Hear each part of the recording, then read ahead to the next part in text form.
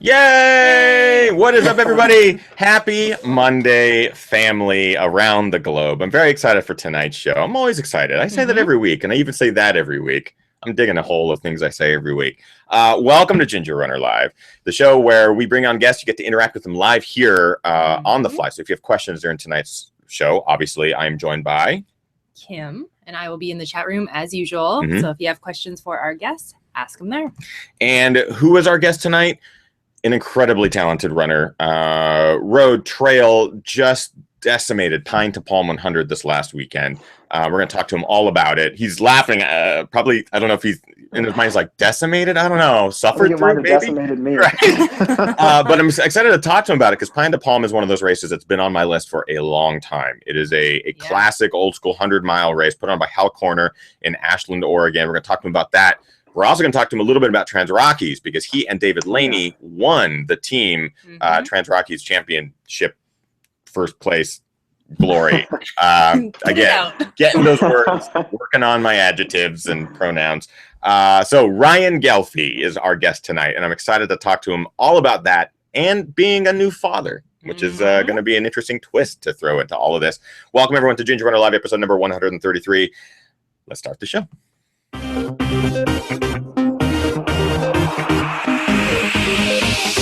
Ginger Runner. Yay! Every episode starts more and more awkwardly. It is going to be amazing what happens at episode 250. We're going to have to just splice together all of the first seconds of every show. Yes, the 200th episode is going to be just, yay. It's going to be amazing. Welcome, everybody. Simpsons. Right, exactly. Welcome, everybody, to Ginger Runner Live, episode number 133. I'm sorry, my phone just is going off here. I have the volume turned down. People are retweeting that we're live. I'm excited about tonight's show. As I mentioned in the pre-show, our guest, this is his first time on the show, and that, again, blows my mind. Last week, we had, for the first time, Tim Tollefson, and I was like, how have we not had him on before? And tonight, Ryan Ghelfi. Can't believe we have not had him on. Seasoned ultra runner now, has some wins under his belt, some big wins, including a most recent win this weekend at Pine to Palm 100, classic 100-miler, very difficult, hot, notoriously tough 100-miler in South Oregon and Ashland, put on by Hal Corner, the famous ultra runner who's run almost every ultra ever, forever, and still is like the most handsome man in trail running. It's true.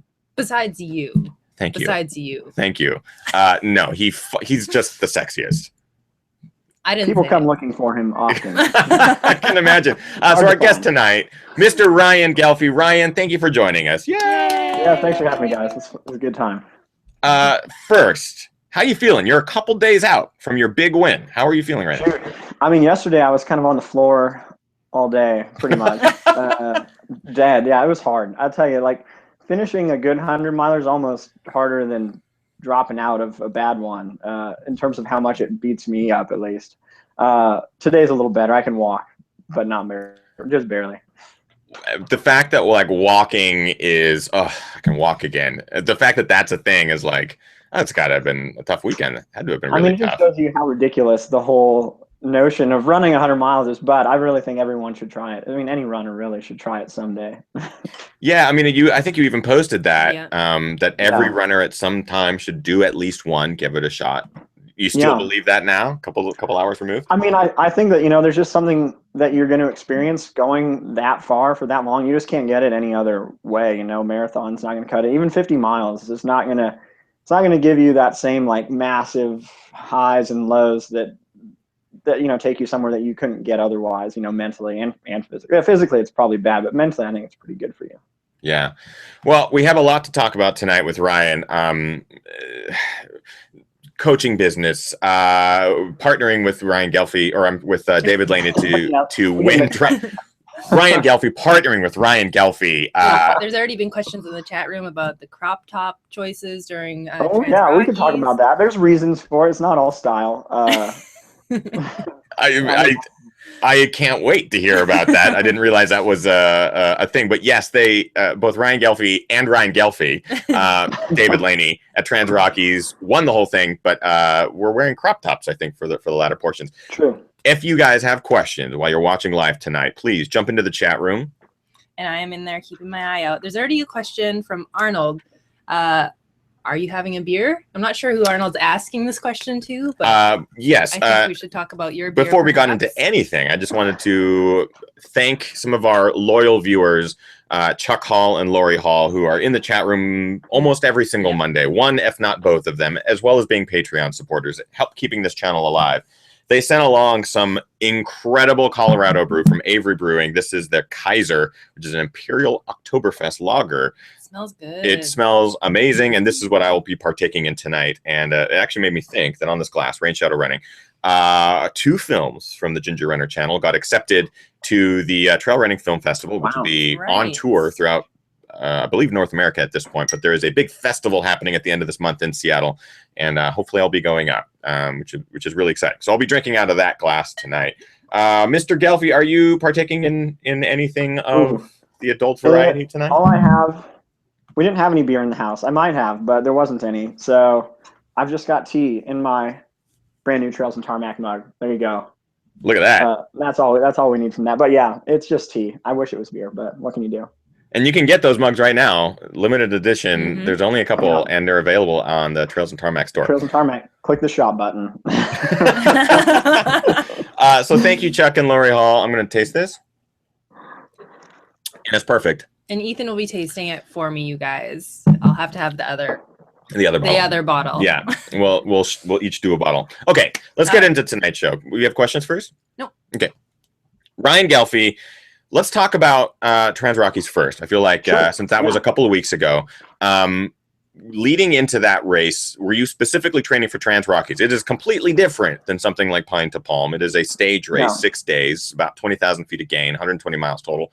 Were you training specifically for that high altitude race, or were you and David Laney working together in training, or how did that race come about, and how did that unfold for you? Well, I mean, it's like it's kind of like a bucket list race, I think, for a lot of people, us kind of included. It's like, it's a really expensive race, but we were kind of lucky enough to get a spot like from GU, who David sponsored by, and now I'm starting to work with too anyways. And so David called me one day and he's like, dude, you want to do TransRockies? This is like 3 weeks beforehand. My wife was due like at the beginning of September. So I was going to go to UTMB, but I couldn't do that this year. But the TransRockies was like a little bit earlier, and it was in the United States. So I don't know. I felt a little bit better about doing it. So I don't know. It's one of those races that if you get an opportunity, you just go do it because it's pretty rad. And I mean, yeah. So then when you do it, of course, you run together the whole time. You can't really, there's no reason to like split up. So Dave and I ran the whole way together, to some extent, me holding him back a little bit, but no, we didn't really train. I didn't train for the altitude at all. I was here in Ashland. Got it. We just drove out and did it. So there was some challenging days when we went up high, but I know I always like high altitude. So, it wasn't too bad.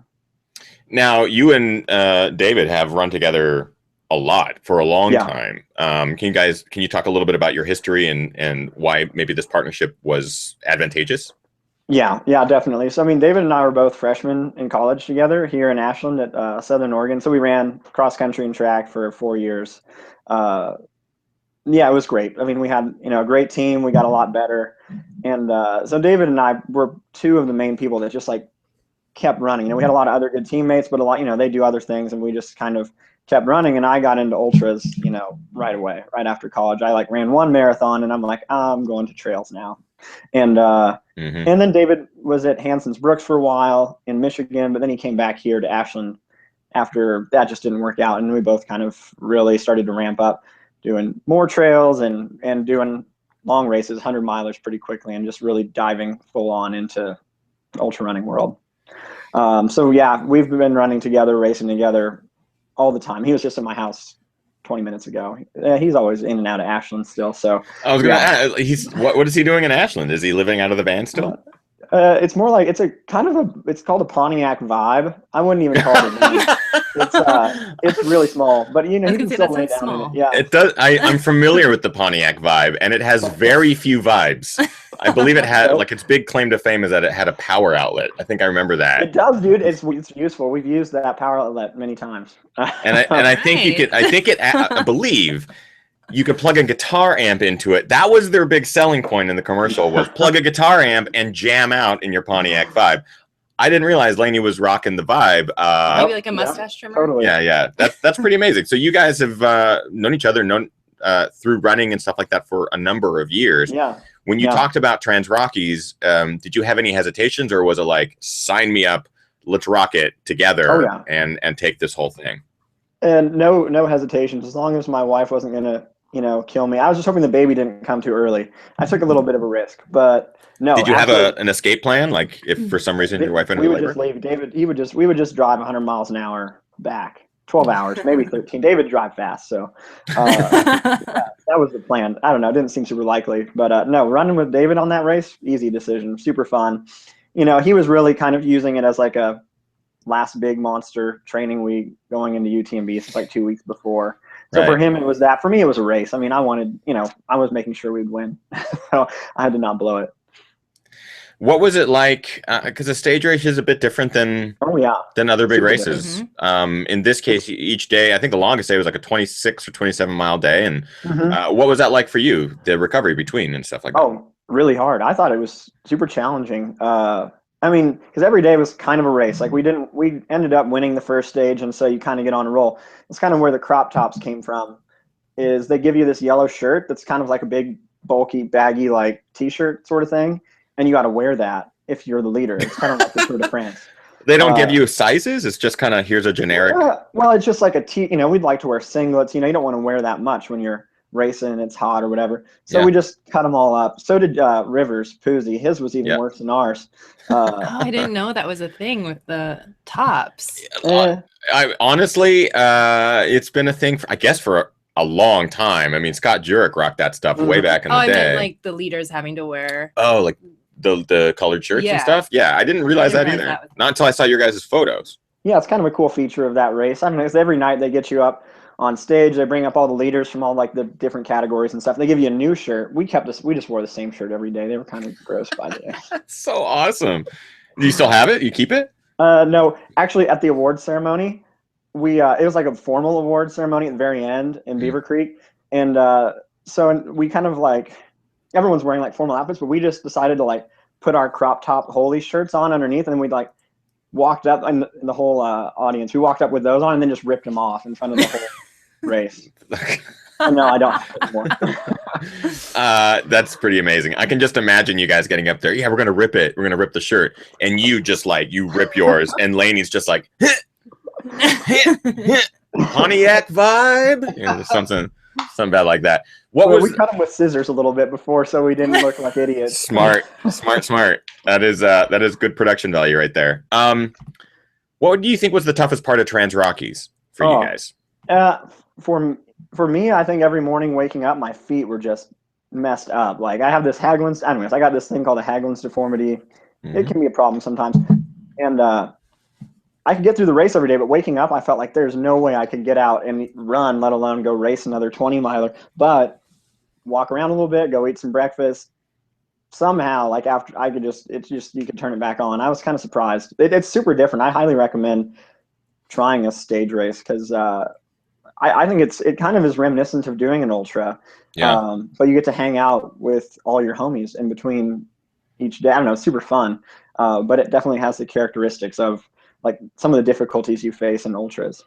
And did you camp after each day, or how did that work? So how TransRockies works is they set up it's super plush. It's like glamping on steroids.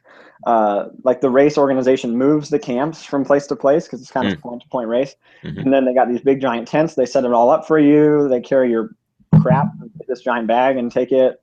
They build like a whole kitchen fortress. Anyways, it's pretty cool. So it's camping, but pretty easy camping. They have a shower truck. Like they drive a giant semi truck with shower stalls built into it. That's nice. That's awesome. That's awesome. So yeah, it's like really high end camping.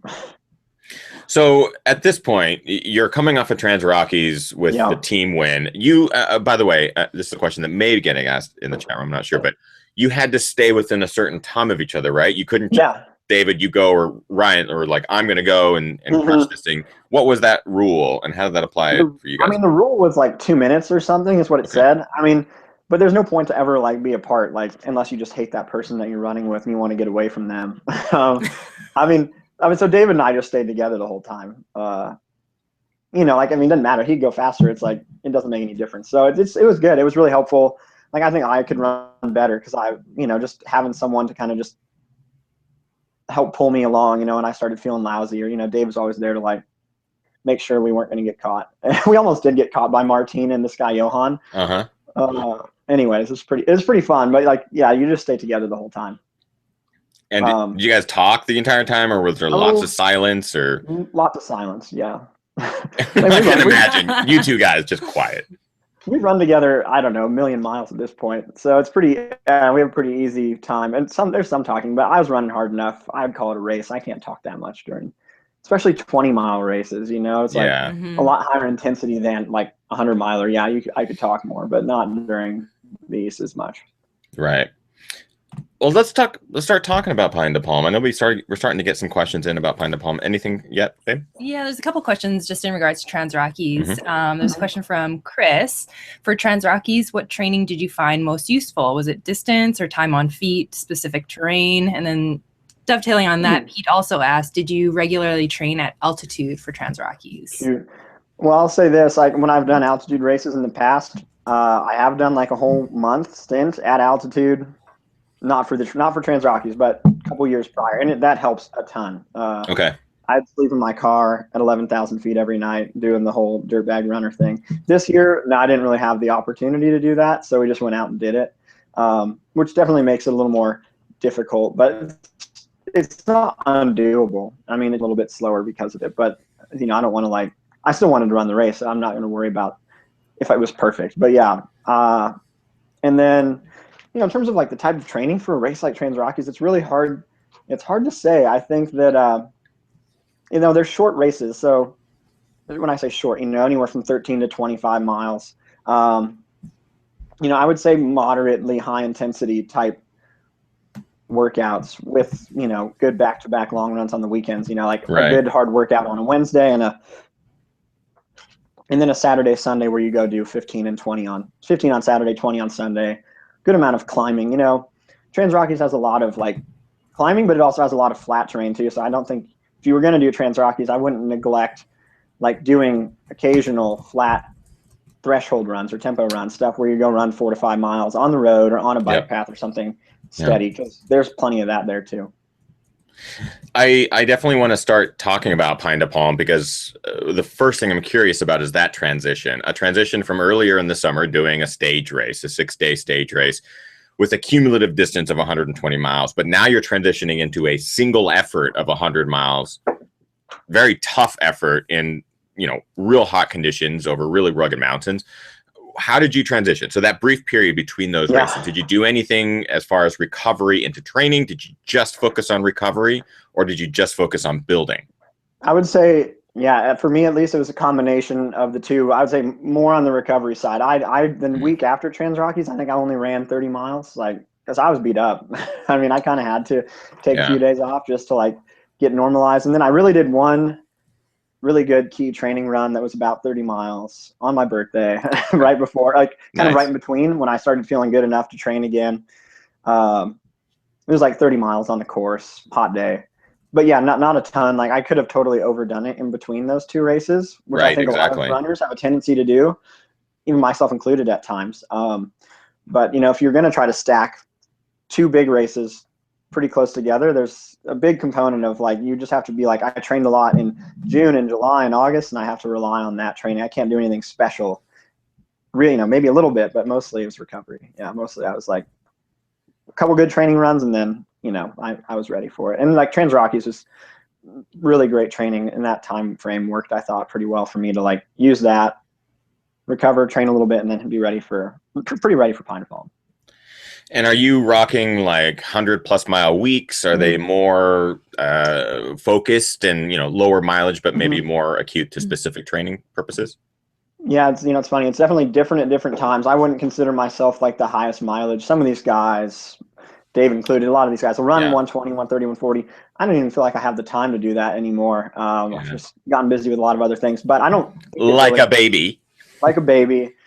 work is getting pretty busy. I've got my hands in a few different things. So no, I like to train anywhere from 70 to 100 miles a week with a good amount of climbing. I think it actually ends up being, to me, it's a lot. It's enough to really be ready. Like, I don't think I need to train 25 hours a week. I've run for 15 years now. It's like I can overdo it really easily. And I've seen a lot of other guys in the sport overdo it in a short period of time. And I'd rather have an ultra running career that lasts into my 40s, and I don't want to be done 2 years from now. So I try not to. I want to train well, but not excessively. It's better to be successful for a bunch of years, I think. All wise advice and wise words. So going into Pine to Palm, why? I think I know the answer to this, but why Pine to Palm? Why Pine to Palm is perfect question, because so my wife had our baby. Anyways, we had a deal. I didn't know when the baby was going to be born. It was supposed to be born on the day of Pine to Palm. So that wasn't really going to work, but I'm like, maybe he'll come late. Maybe he'll come that would have been early. amazing. Mile 50. Hey, babe, come over here. Meet your son. I like that. That wasn't really going to work. That wasn't really going to work. So he cooperated, and he came 10 days early. And my wife said if he came at least 2 days before the race, she'd let me do it. So I was like, shoot, this is perfect. It worked. And I live here in Ashland. It's a hometown race. There's no travel. My wife and the baby came to a couple of the aid stations even. I got to kiss the baby mid-race. So it was, it worked out perfect. So that was, and I just kind of always wanted to run Pine to Palm, but there's always like a UTMB or some other big race with prize money or whatever. But really, I was really happy to get to run this course, run with a bunch of hometown folks, run Hal's race. Anyways, there's a bunch of reasons why I wanted to run this, and it just worked out perfect this year. Have you touched every foot of that trail before this race? Have you trained on this course? Maybe like 75% of the trails, yeah. Some of them are like super remote, and there's some like actually not bad. There's some like dirt road sections that I just had never touched on, just because it's a point-to-point course linking up a bunch of the high points of like the Siskiyou Mountain Range. And so, I'd run all the high points and done all the trails and stuff, but I hadn't really done all the pieces connecting them all. So going into it, were you at all nervous? Did you have any, anxiety or anything like that? This being your fourth attempt at a 100-miler, your now second finish. With that, did you have any trepidation going into your big day in your hometown? Yeah, I would say, I absolutely did.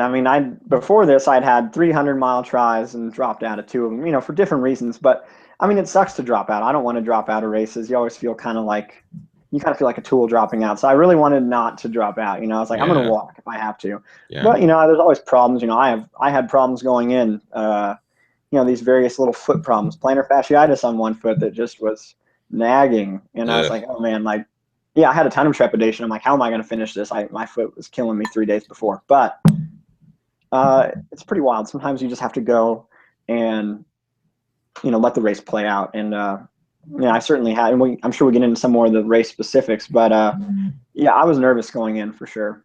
Cool. About some of that, and the fact that it's going to be 95 degrees, which it was. And lots of bad stuff happens. And I just was like, I'm going to try to finish no matter what. So I think that attitude actually helps me a lot. Just not being like winning is all I care about or whatever. Like if I'm like finishing is what I really care about. Everything else is gravy. I think that helped this time. Yeah, that's good to hear. We talk to a lot of elites on the show, and a lot of people who are up front or have those expectations to finish top of the podium. And it's good to hear that an elite runner can also go, I also just want to finish. I just kind of want to bag one. We have a ton of questions from live viewers. So let's get to those before we get into how the race played out for you. Go ahead, babe. Sure. There's a question from Chuck. Question for Ryan. Looking at the course profile, the first 7 miles being steep vert, how did you approach that sort of climb so early on in the race? Yeah, I might have been a little bit ambitious. I don't know. It was dark. I felt pretty good. On my feet, the problems I was worried about, they felt fine. And no one went with me at all. I was there's a couple guys I figured would go with me, guys I'd raced with before. And nonetheless, I really, even still, I was leading and out in front a little ways, but I guess my mantra, the first 30 miles of 100 that I try to make myself remember is whenever I think, should I slow down or speed up? I just slow down. That's what I have to remind myself, because then 10 minutes later, I'll find myself going faster, because it's pretty easy to go faster, you know, you feel good. It's mile 10. So I really just try to remind myself that I think I did okay in this race. You know, maybe it was a little bit fast, but yeah, it's a fun climb. You know, it's like if you just went and did that mountain up and back, it'd be a sweet run and great views. A little bit smoky in the morning. Smoke thankfully cleared out by the afternoon. But yeah, I just try to tell myself to slow down, mostly. Yeah, I mean, it's a long race, and blowing up in the first 7 miles is, you know, not ideal. And you probably won't blow up in the first 7 miles, but going too fast in the first 7 might make you blow up at mile 40. Right, So you it's won't hard know. Yeah, you don't know. You don't know. And I've heard a lot from a lot of people who have run this race before talking about how I think it's one of the first cutoffs is really difficult. Yes, it is. I think. At least for mid-pack and back of the pack Yes. folks, is like I think the first 30 miles is really tough to make that time cutoff. Is that true? Is that I believe so. strategic? I think it's an 8-hour. I think it's an 8-hour cutoff for the first 28 miles, and it does have a big, mostly more or less 5,000 foot climb and descent, and then it has a long, flatter section, kind of getting out of the mountains, getting out to this lake, and I don't know if that's one thing that might be hard for people if they're used to training in the mountains, and then you get this 10 miles of dirt road that's like a marathoner would be happy on that terrain, you know? So it's varied. Like this race has big, huge, steep climb, and then you get 10 miles of like where I was running, you know, 7-minute pace. Just kind of turn your brain off kind of running. But I think that can be hard for people if they haven't done a lot of, you know, a mixture of training. Yeah, that cutoff is pretty tight. I feel like I'm already like sweating just thinking about it. I know. I'm not even running the race. And, you know, maybe I'll tell Hal to make it a little bit. Maybe he'll give another hour. I think I would recommend that. That's what I think. Because I don't like people going out too fast. I think that's a bad incentive. Personally, I think I know what the reason is why. You know, you don't want people not having enough time to finish or something like that. But I know making people go out too fast is just a recipe for like rough races. Yeah, and I'm sure he has the statistics as far as how many people end up missing that cutoff or down the road getting, you know, having to DNF because of pushing too hard early on. But it's something I've heard in the last couple of years is it's an amazing race. It's just that first time cutoff can be really difficult for mid packers and back of the packers. And so I'm always really curious to talk to someone who's run it, just if that's even a part of the equation at all. We still have some good questions here. So Kim, let's get to those two. Sure. There's a question from Nathaniel. Do you have a backup fueling plan during 100 milers? What is your fueling plan? So meaning like if your stomach turns or right. Yeah. Do you have a primary and a secondary? And what's your secondary? Yeah, I mean, my primary, I do a lot of, you know, of really just goo, gels, chews, and I take like salt tabs, especially once the sun comes up and I actually start sweating, which this race happened pretty early. I usually do 2 of those an hour in water. I like using water because like then I can just dump it on me when I know I'm gonna get to an 8. I just cooling off that way. And if I start putting other drinks in there, I can't do that. So I'll just use gels and chews. And then when I get to aid stations, I just look at what's there typically. I think my brain is pretty good. Usually potato chips and Coke get chosen a lot. But like this race, I had a quesadilla because I'm like, that sounds pretty good at one point. Had a grilled cheese sandwich at one point because it sounded good. You know, something that's like salty. I don't know. I can't predict what it's going to be every time, but especially in 100 miles, I try to like stop at the aid station a little bit longer, not be so frantic, and like just take my time to be like, I'll grab a few things here. And you know, I try to take in 200 to 300 calories an hour, but then like in this race, it got hot for sure, and there's nothing you can do for a bit of time when your stomach revolts on you and it just turns off. Like there's not enough blood going to that part of that organ basically. And so I just try to stop eating for a little while. I slow down. Like that's like I got caught in this race because a bunch of things, but like I couldn't eat very much. You know, I tried to drink a little bit of Coke, I just couldn't take any more gels for a while. My stomach just felt bad. So I'm like, I just stopped putting stuff in it because I think it's actually worse to like try to force the issue. Yeah. Probably makes your stomach more pissed than just like waiting, being like, okay, this next hour or 2 might be worse, but like I'll get through it, slow down a little bit, get my stomach to kind of turn back on, cool off. All those things are going to help your nutrition more than just like a specific item. Yes, actually, let's start talking about this race. You're mentioning that things did go south for you a little bit at some point. Yeah. For the early miles of this race, were you just finding a comfortable groove? Were you racing? Was there competition that was, were you hot stepping with another person, or Mhm. how did the first 30 miles before that? Yeah, the that first like extension? 50 really, maybe 45 or 50. I was alone. Yeah, no one was with me. I don't really, you never know. I can go look now what my lead was, but Mhm. I kind of knew it was like a decent amount. Um, so I had this in my head, like, oh man, maybe you should try to get Tim Olson's record. The course is, anyways, the course is different. Maybe I should still try to get it. I kind of knew what pace I had to run. I was doing too much math in my head. I probably should have just not thought about that, but it kind of got into my head for a while, and I felt pretty good doing it. But it got pretty hot middle of the day, and by mile 45, actually, the problem that really hit me, my foot, just something happened. I was wearing one pair of shoes, kind of something new to try to help this other problem, and like it just blew up on me. Like I was just hobbled, could barely walk for like 3 or 4 miles, getting into this 1 aid station at mile 50. And I thought I was like done. Like I'm like, this is bad. I was like, I don't want to DNF. Like I'm gonna just limp. I mean, I had a big cushion. Like I could limp to a 34-hour finish if I had to. So that was kind of in my head. I'm like, this could be a long, long night. Jeez. But I changed shoes and took a couple Advil, which I know you're not really supposed to do, but I know my old man's a doctor and he said it's fine, so I just did it. Anyways, changed that up, and like it hurt, but it started getting better. And okay, I know that's kind of getting on with the race, but that's kind of how it went to mile 50. And so I slowed down a lot and actually got caught right after that. And I think you mentioned this is also kind of when the stomach stuff started to happen too. Same time, totally. It's around the same time. So you're dealing with, at this point, foot issues, heat of the day. What were the temperatures for you?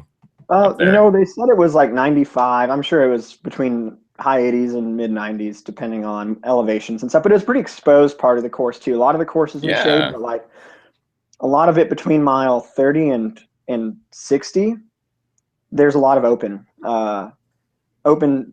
trails and dirt roads. You're on an open hillside, very little shade, and like you just cook. Like I think some days are great. Late September here it could be 70. Yeah, and really nice, but today was great. Like today was like 80 degrees as a high.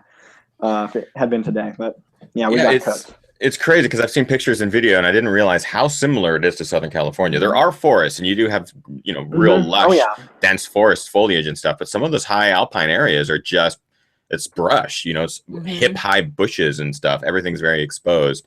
So you're dealing now with foot heat, and then the stomach stuff starts to happen. Right. At that point, did you start to just kind of give up hope of winning the race at all? And did you get caught? Like what happened? Oh, I mean, I definitely, I wouldn't say gave up hope because I know stuff changes, but like, yeah, in that like moment for sure, I was like, I'm not going to win this thing. I'm totally screwed.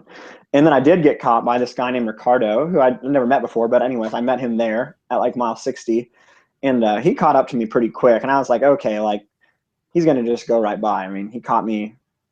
He was like 12 minutes behind, and then 8 miles later he caught me, so pretty fast. Wow.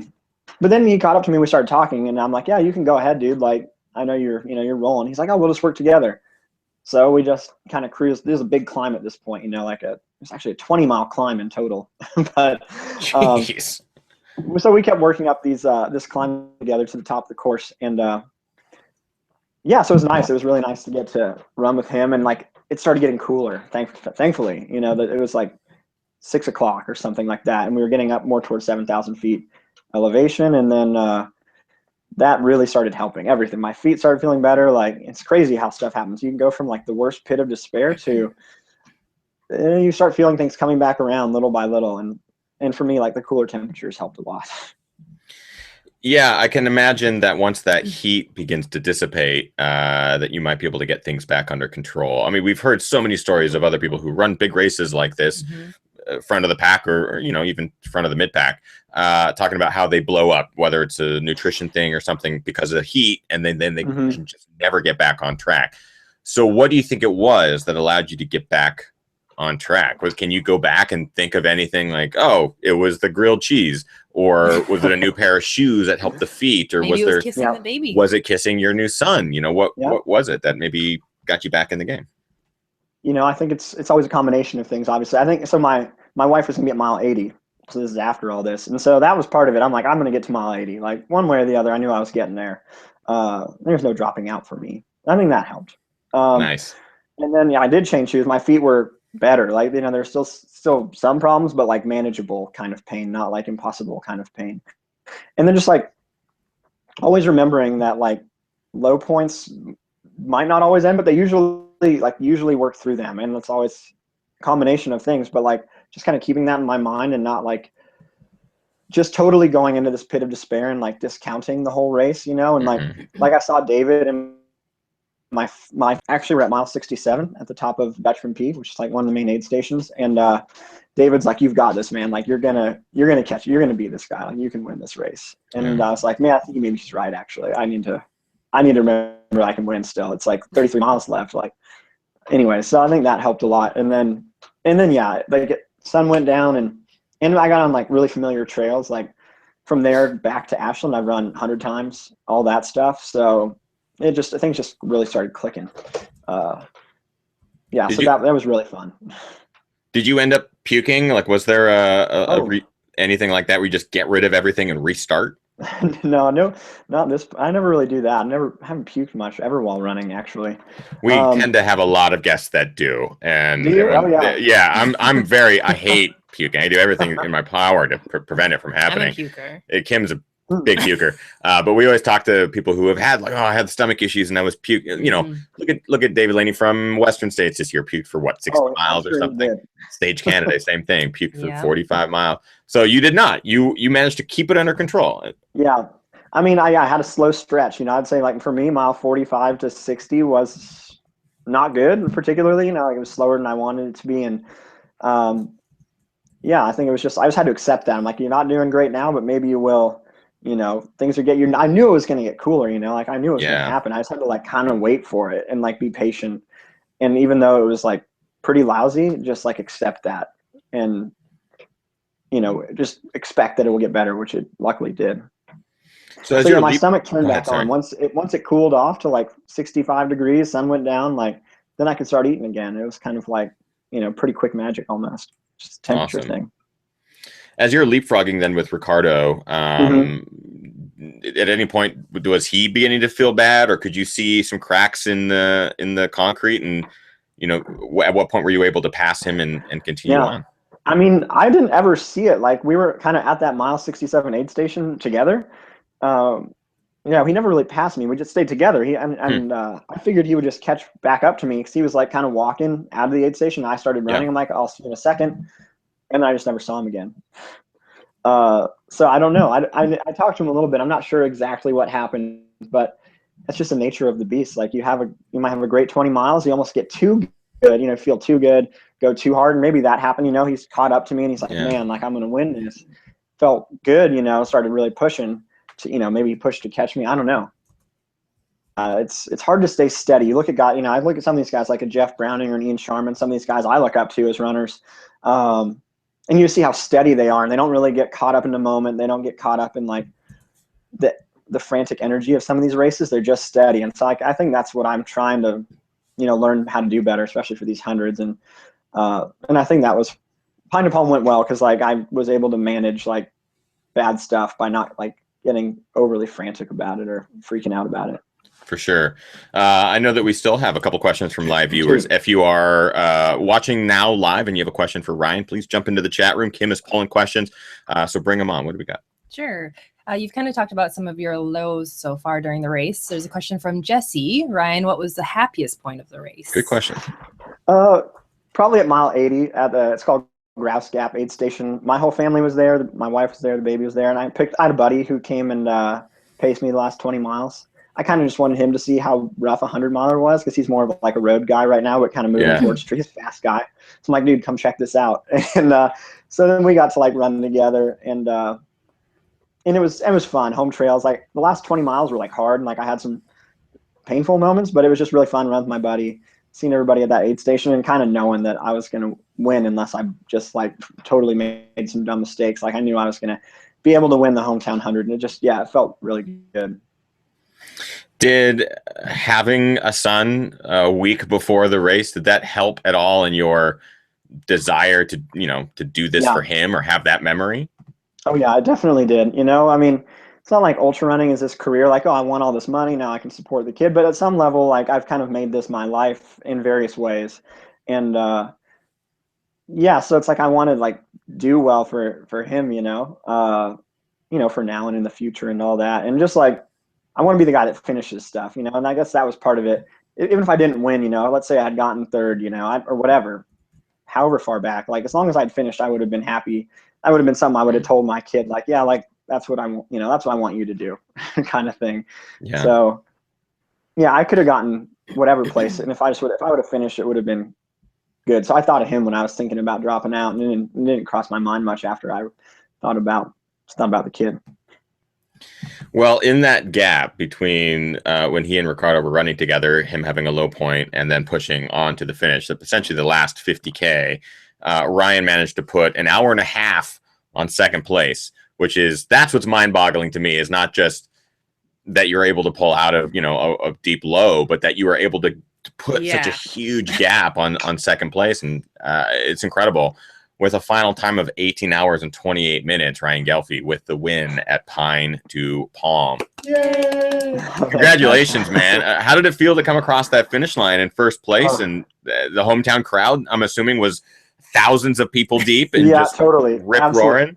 No, man, this is an old school ultra. I think there was, you know, Hal was there. It was great. You know, I've worked for Hal for a long time. Yeah. You know, we're good friends and stuff. It was just cool to like, have 100 where I'm like, yeah, like I ran a smart race. I ran 100 miles. It wasn't a 50K or a 50 mile, you know, something shorter. Like, you know, I want to be a 100 miler and like learn how to do that. There's not 1,000 people, maybe 10 people. Yeah, I definitely wasn't. I can't imagine.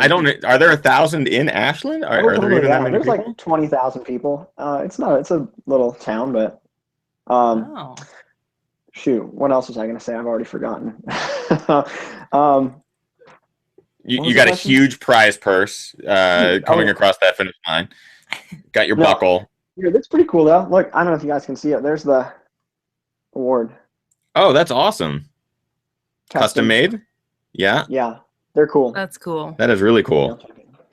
And no,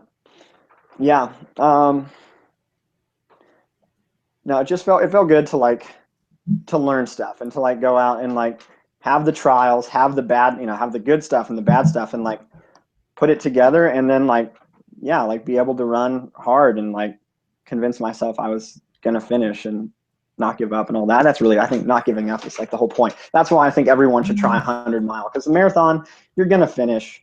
There's aid stations every 2 miles. Like it's a lot. I mean, I'm not discounting a marathon, but I just think that like if you try a 100-mile race, if you're a runner, you've been running for a long time, like you're just going to learn stuff about yourself you can't do in other races.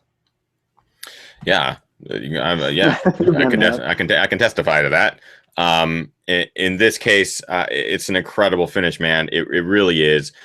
You talked about it, your last 50K of this race, and your teammates, Tim, David Laney, and Zach Miller, have all talked about saving some for that last 50K. And it blows my mind to think that anybody could save something for the last 50K. Did you come into this race with any sort of strategy like that? Obviously, things unfold during the race that are out of your control, but did you come in with like, save it till mile 70?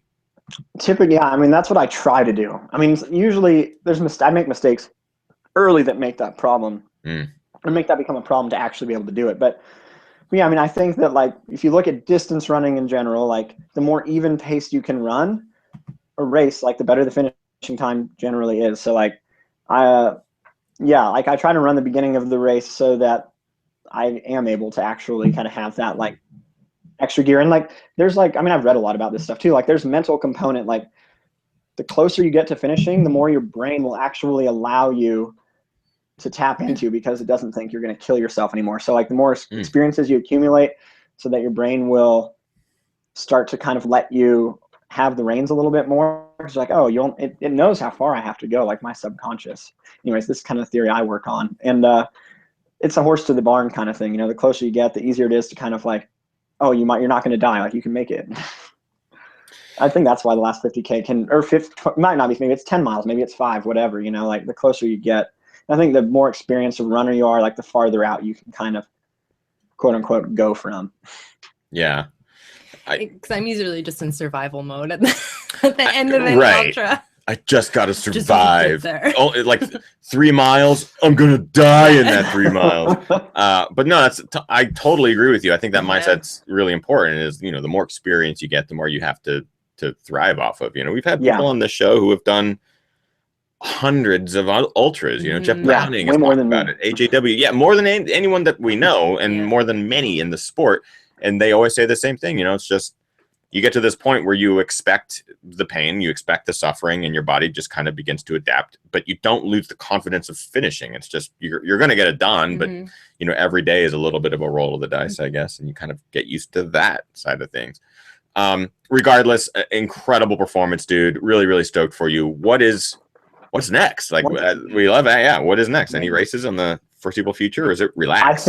I think I'm going to try to relax a little bit. I mean, it's been a good year. I've had good stuff. Like, I did a good run on Mount Shasta. TransRockies was great. Yep. Just want to kind of like let the year be what it is, you know, not try to like, ooh, I need to go milk something out of, like, I love running North Face 50 mile, but with the new baby and like trying to, you know, our business is growing with Trails and Tarmac quite a bit. And so like just chilling, you know, I'll still run, but I'm going to try to look at next spring and kind of be like, okay, I'll plan a race in the spring, and I'm going to run UTMB again next summer. I definitely have it out for that one. I'd like to run well there, of course. It's just a cool race. I'm going to try to look more at next year for racing, and hopefully that'll keep my ultra running career a little more long lasting, as opposed to like trying to go out and race again in 2 months. Yeah. I mean, you're a new dad now, and I think taking a break is not only great just for your running future, but also, you know, you get to be a dad now. How do you think that's going to change your life? I mean, being a new dad, you know, when I married Kim, it was like being a new, I don't want to do. I was just going to make a joke, and then I was like, oh no, don't finish that one. We got a new dog, and it was like being a new dad. That's better. Way better.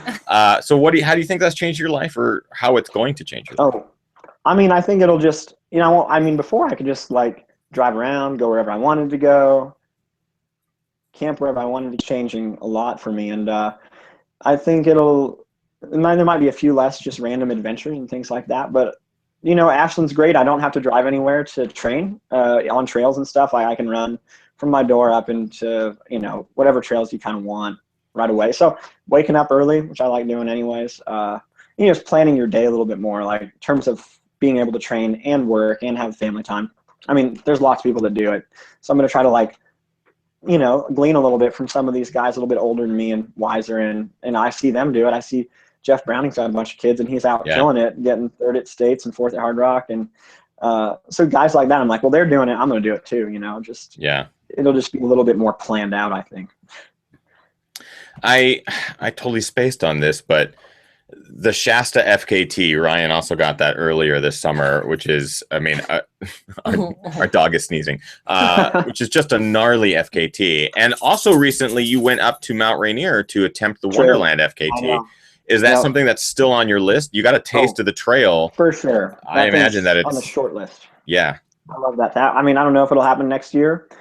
It might. And I think, you know, I had a great time trying it with a buddy, and, you know, he had some problems, and that's just what happens. You know, you go do something like that with somebody, and it's, you know, it's more fun probably, but yeah, no, I had a good time. We went like 65 miles. I felt pretty good about it. So it was great recon. And if it's not next year, it'll be the year after. It's definitely, I think it's one of the coolest trails in the country.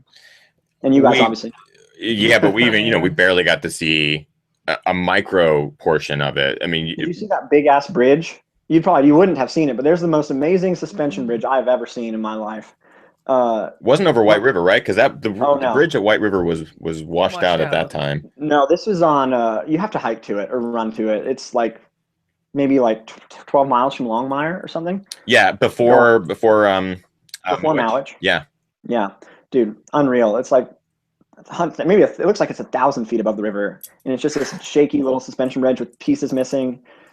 And you just go across. Anyways, I love the Wonderland. And Gary Robbins' record is stout, which is what makes it all the more fun to try to get. I love good records. So Yeah. It's fun that they're out there. And that, I mean, it's going to be real interesting to see how that one unfolds, because you're not just racing like an FKT up a mountain or something, right? It's a 93-mile loop. So there's a lot that has to go right.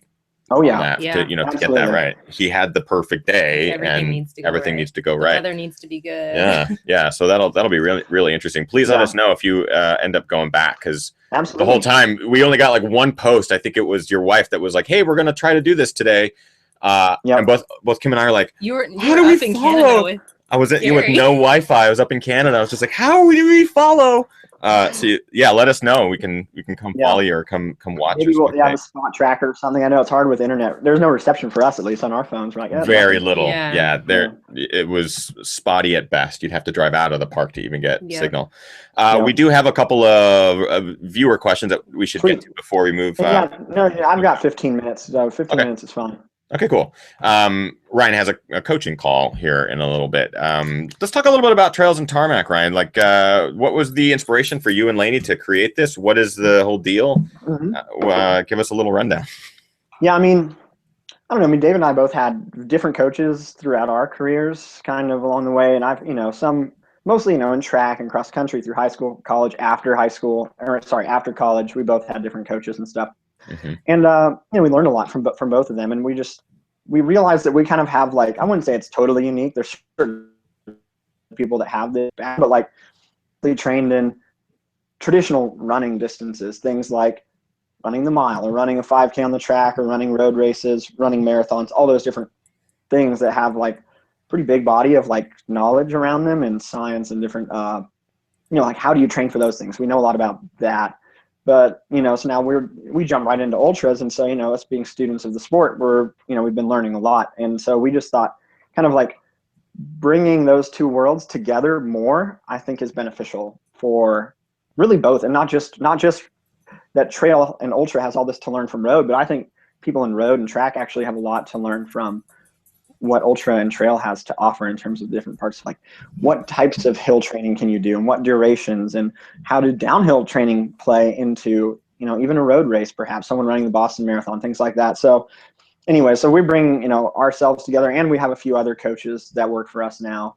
And we're, bringing in people that have that type of background, that really do both and have done a lot of both types of running. Awesome. That's awesome. Where can people find out more information about that stuff? Ooh, trailsandtarmac.com. That's all. Simple. That's the only website. Yeah. Got the URL. Right. Well, I think maybe we should wrap up the main show, because we have all these questions that I think will be great for the post show. Yeah, we've got tons of live viewer questions, which I think we'll push into the post show with you, Ryan.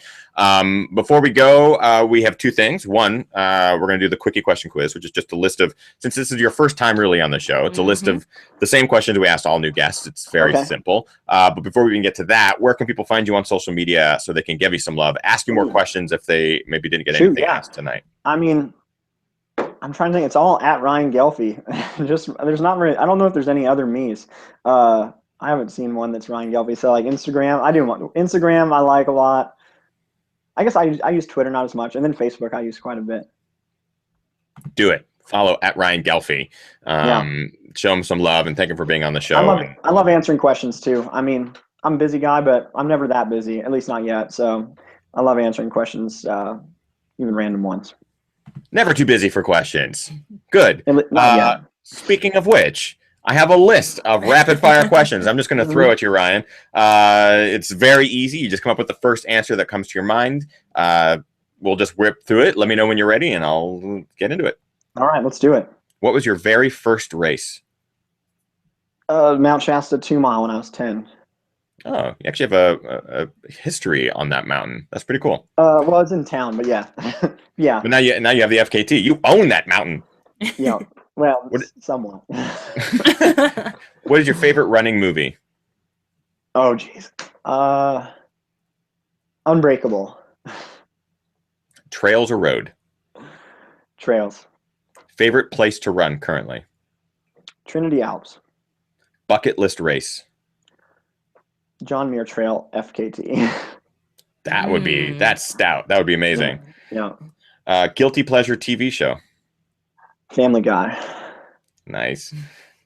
Favorite pre-race meal? Chicken parm. Favorite post-race indulgence?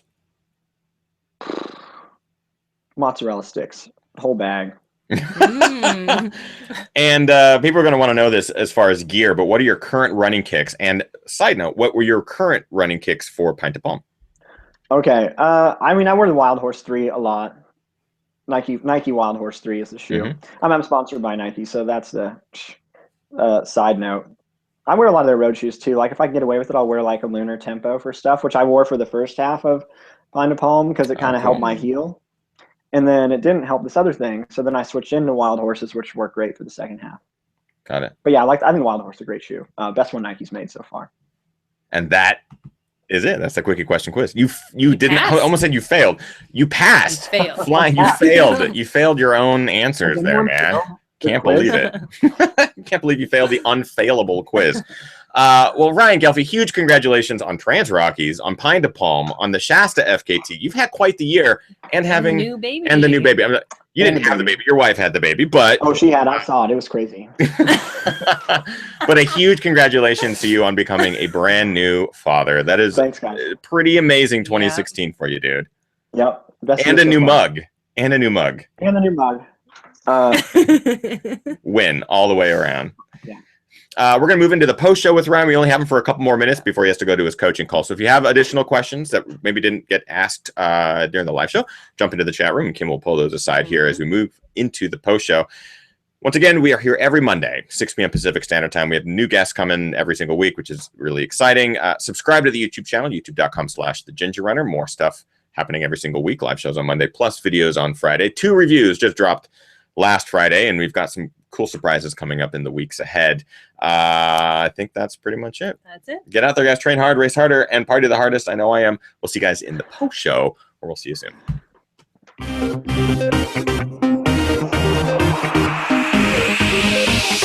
Ginger Runner.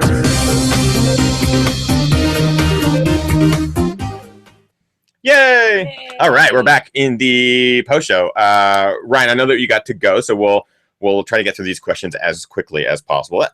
I can't believe it took me that long to bring up Wonderland because I'm like, I'm really excited to see what you do there, man. Yeah, there's too much to remember from any one person. Well, you've had such a big year. You've had such an amazing year, not just with FKTs, but with races and life. I think that's pretty amazing. Are you still basking in the glow of it? Are you hoping that it carries you on through the holidays?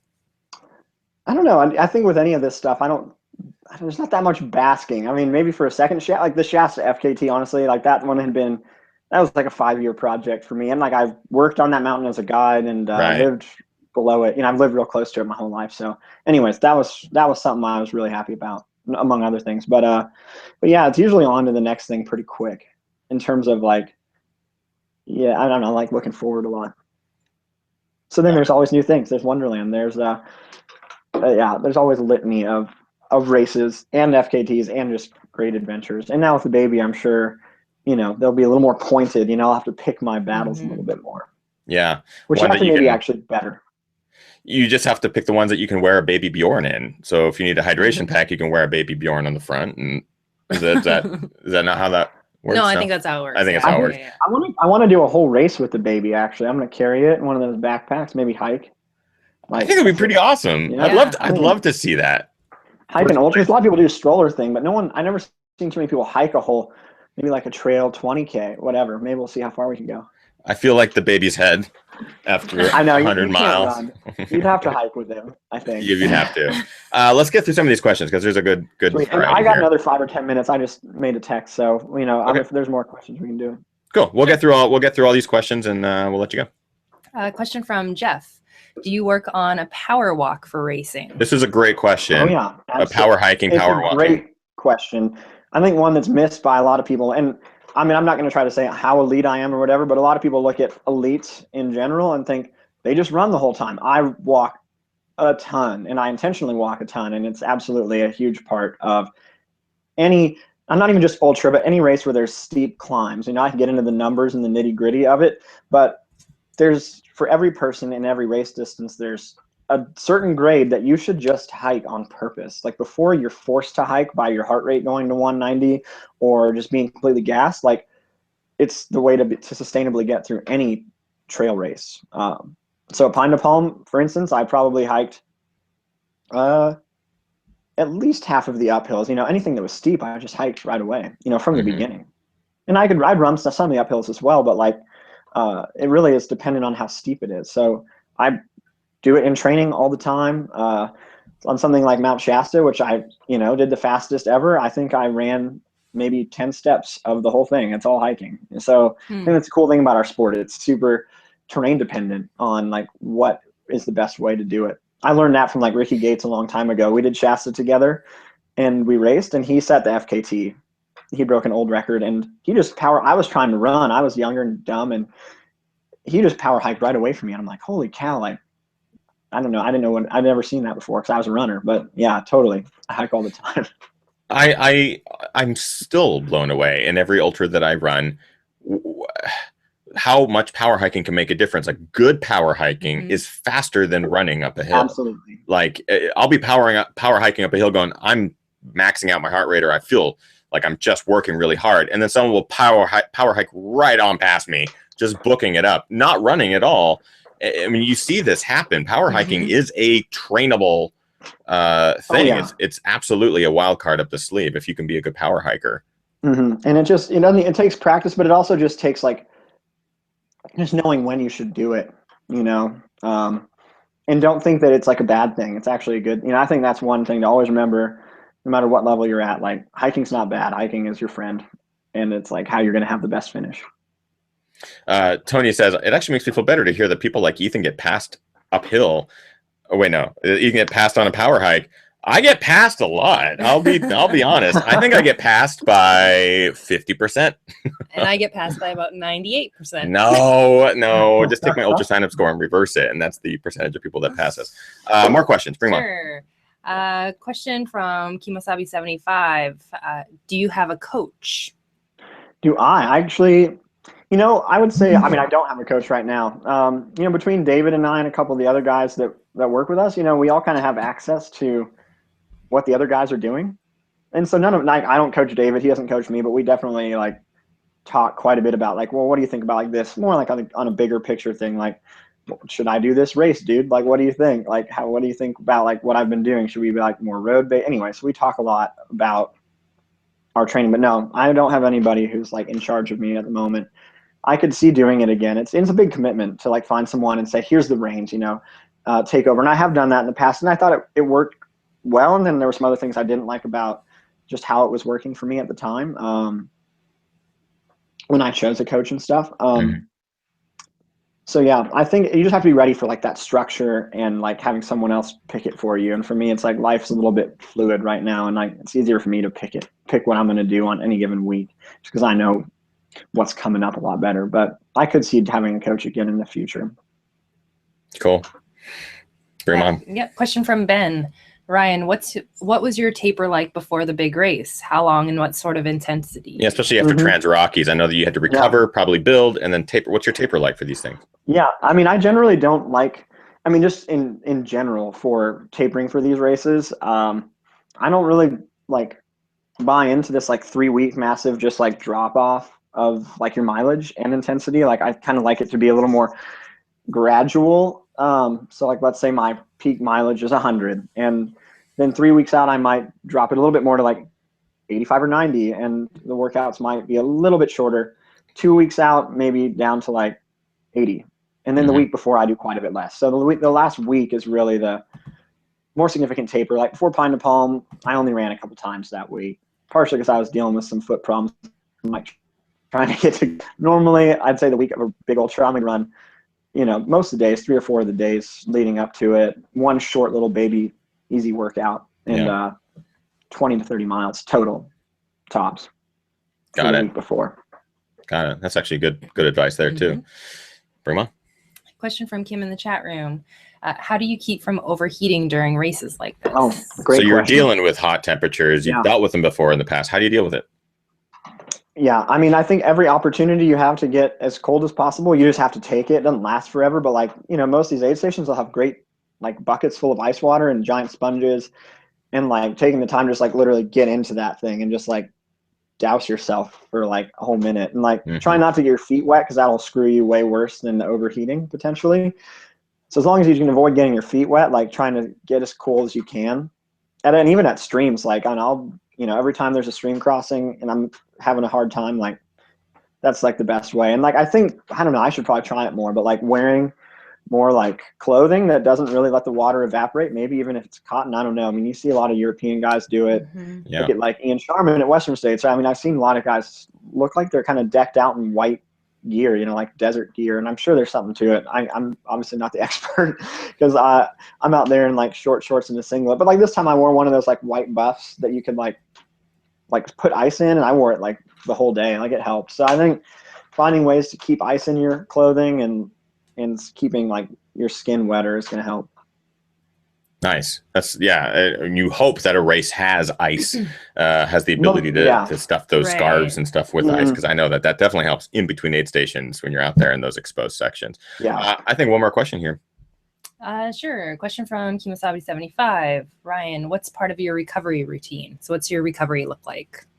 Well, I guess that's a good question. In general, like I use quite a bit of foam rolling if we're just talking about things to do while like trying to recover faster.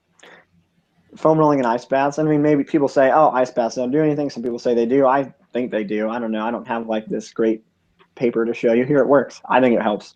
And then like, if you're just talking about like, what do you do from a training standpoint? Like after 100, like kind of depends like how beat up I am. Like I might try to start running this week a little bit, but everything will be super easy. Like I won't do workouts for another 2 weeks, probably, for sure, regardless of what I was training for or whatever. Like I just try to build back up, not that quickly. I don't want to just jump back into 100-mile or 80-mile weeks in 2 weeks. Like I kind of want to kind of restart the cycle, so to speak. So I think that's like a big part of the recovery process, is like systematically thinking like, how do I get back to the training level that I want to be at in a smart way? And it takes, you know, it takes a few weeks. Just going right back into it, at least doing that over and over again, is probably a recipe for some like tough times. Yeah, we hear that all the time too, with various guests talking about, you know, getting back into it too quickly, or they felt good a month out or something, and they got back into training and they found themselves in a deficit.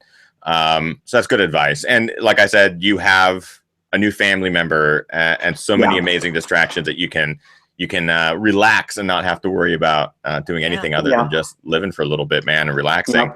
Again, a huge congratulations to our guest tonight, Mr. Ryan Ghelfi. If you want to find out more information or have more questions for him, please follow him on the social media at Ryan Ghelfi. An incredibly talented trail runner. It's awesome to finally have you on the show, dude. Long time. I'm glad to finally have you on. I really enjoyed it. You guys have a great show. Super fun to get to be on it, be a part of it. Yeah, just the way you guys do it all is super fun.